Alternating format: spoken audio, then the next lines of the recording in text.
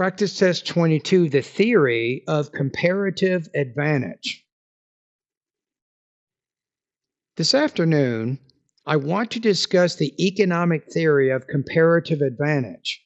This idea, developed by David Ricardo in the 19th century, explains how countries benefit from trade even if one country is more efficient in producing everything.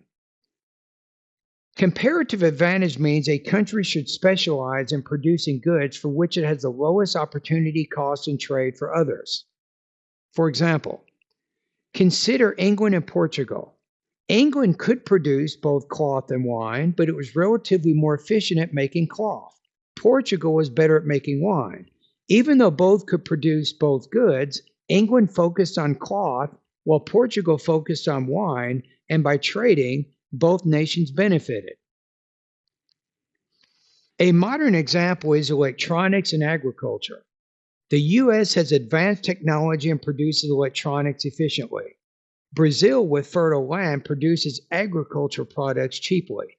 If the U.S. specializes in electronics and Brazil in farming, trade makes both nations wealthier. Comparative advantage shows why international trade increases overall prosperity.